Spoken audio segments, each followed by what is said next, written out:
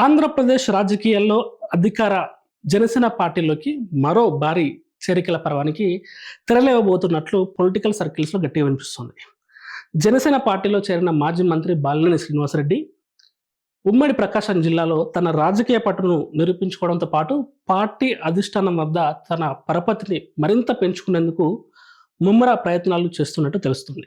ఇందులో భాగంగానే ప్రకాశం జిల్లాకు చెందిన పలువురు సీనియర్ నాయకులను జనసేన వైపు తిప్పే బాధ్యతను ఆయన భుజాన వేసుకున్నట్లు తెలుస్తోంది. వైఎస్ఆర్ కాంగ్రెస్ పార్టీకి చెందిన మాజీ మంత్రులు మానుగుంట మహిధర్ రెడ్డి, సిద్ధ రాఘారావుతో పాటు మాజీ ఎమ్మెల్యేలు మద్దిశెట్టి వేణుగోపాల్, ఆమంచి కృష్ణమోహన్లను కూడా జనసేనలోకి తీసుకొచ్చేందుకు బాలినేని తెర వెనుక విస్తృతంగా సంప్రదింపులు జరుపుతున్నట్లు సమాచారం. అయితే ఈ నలుగురు కీలక నేతలు ఇప్పటికే బాలినేని రాయబారంతో జనసేన గూటికి చేరేందుకు సానుకూలత వ్యక్తం చేసినట్లు రాజకీయ వర్గాల టాక్. అయితే భవిష్యత్తులో రాబోయే ఎన్నికల్లో తమకు లభించే సీట్ల కేటాయింపుపై పక్కా హామీతో పాటు పార్టీలో తమ సీనియారిటీ తగ్గ గుర్తింపు, ప్రాధాన్యతలపై వీరు పూర్తి స్పష్టత కోరుతున్నట్లు తెలుస్తుంది. ఈ సమీకరణలపై జనసేన అధినేత డిప్యూటీ సీఎం పవన్ కళ్యాణ్ నుంచి కూడా గ్రీన్ సిగ్నల్ లభించిన వెంటనే ఈ మాజీ మంత్రులు, మాజీ ఎమ్మెల్యేలు అంతా కలిసి అధికారికంగా జనసేన తీర్థం ముచ్చుకోనున్నట్లు తెలుస్తుంది. అయితే ఈ భారీ చేరికలు కనుక ఊహించినట్లు జరిగితే ఉమ్మడి ప్రకాశం జిల్లాలో జనసేన తిరుగులేని శక్తిగా మారడమే కాకుండా వైసీపీకి కోలుకోలేని దెబ్బ తగలడం ఖాయంగా కనిపిస్తుంది. ఇక్కడ ఈ ఇద్దరు మాజీ మంత్రులు, ఇద్దరు మాజీ ఎమ్మెల్యేలు వీళ్ళంతా కూడా గతంలో వైసీపీలో పనిచేసినటువంటి సీనియర్ నాయకులు.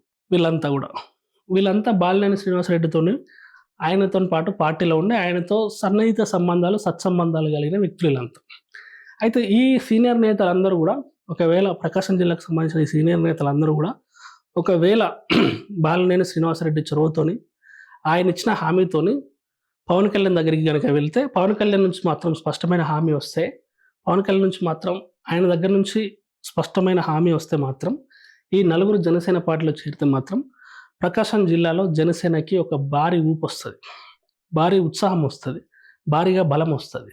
ఎందుకంటే వీళ్ళంతా కూడా రాజకీయ ఉద్దండులు, ఒకప్పుడు జిల్లాలో చక్రం తిప్పిన బడా నేతలు. వీళ్ళందరికీ చాలా సీనియారిటీ ఉంది. గతంలో మంత్రిత్వ శాఖలు కూడా వీళ్ళు బాధ్యతగా పనిచేసి ఆ మంత్రిత్వ శాఖలు కూడా దిగ్విజయంగా మంత్రిత్వ శాఖలను కూడా వాళ్ళు పూరించడం జరిగింది. అంటే కంప్లీట్గా బాలినేని శ్రీనివాసరెడ్డి తన రాజకీయ భవిష్యత్తు కోసం అనుకోవచ్చు, పవన్ కళ్యాణ్ దగ్గర తన పరపతి పెంచుకోవడం కోసం అవ్వచ్చు, ప్రకాశం జిల్లాలో ఉమ్మడి ప్రకాశం జిల్లాలో ఆయన పరపతిని పెంచుకోవడం కోసం అనవచ్చు, ఉమ్మడి ప్రకాశం జిల్లా వ్యాప్తంగా ఆయన ముద్ర బలంగా వేసుకోవడం అనుకోవచ్చు, జనసేన పార్టీని బలంగా కూడా తయారు చేసే ఆలోచనలో భాగంగా అవ్వచ్చు. మొత్తానికైతే జగన్తో విభేదించి జనసేనలో చేరిన బాలినేని జనసేన పార్టీ విషయాల్లో మాత్రం సీరియస్గా ఉన్నట్లు మనకు స్పష్టమవుతుంది. రాజ్యసభకు ఆయన పేరు వినబడ్డది, ఎమ్మెల్సీకి ఆయన పేరు వినబడ్డది. మొత్తం ఏ పదవి గురించి చర్చ జరిగినా ఆ రేసులో బాలినేని శ్రీనివాసరెడ్డి ఉంటాడు.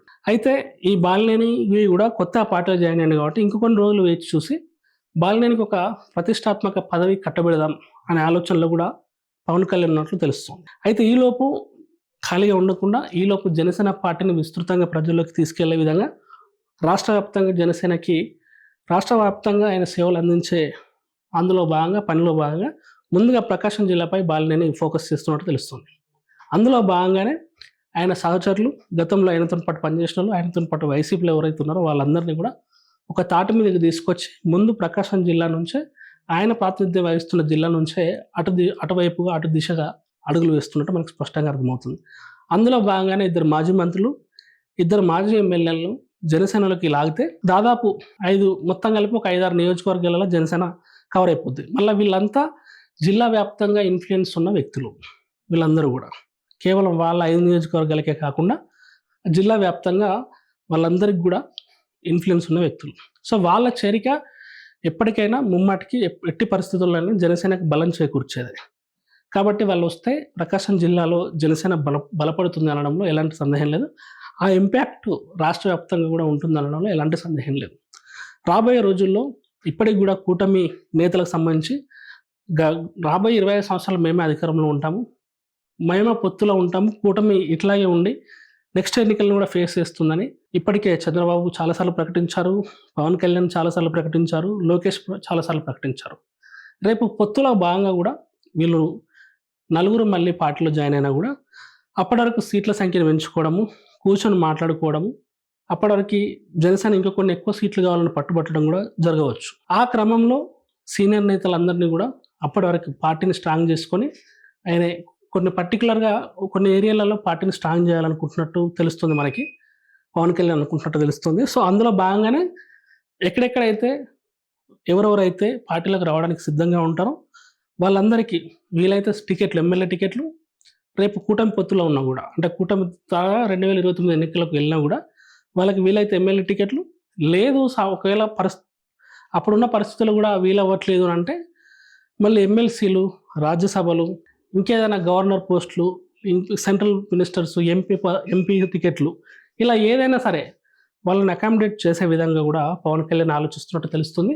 అందులో భాగంగానే వీలైనంత వరకు ఎవరైనా వస్తానుకున్న నేతలను చేర్చుకొని పార్టీని గ్రాస్ రూట్స్ లెవెల్ నుంచి ఒక్కొక్క జిల్లాలో పార్టీ ఎదుగుదల కోసం ఆయన గ్రాస్ రూట్స్ లెవెల్లో పవన్ కళ్యాణ్ పనిచేస్తున్నట్టు, అందులో భాగంగానే బాలినేని లాంటి సీనియర్ నేతల సేవలను కూడా వినియోగించుకునేలా వాళ్ళకి విలువిస్తూ, వాళ్ళకి ప్రయారిటీ ఇస్తూ, వాళ్ళ అభిప్రాయాలను గౌరవిస్తూ, వాళ్ళ సలహాలు సూచనలు పాటిస్తూ పార్టీని, జనసేన పార్టీని ప్రజల్లోకి విస్తృతంగా తీసుకెళ్లే విధంగా పవన్ కళ్యాణ్ ఆలోచిస్తున్నట్టు కనిపిస్తుంది.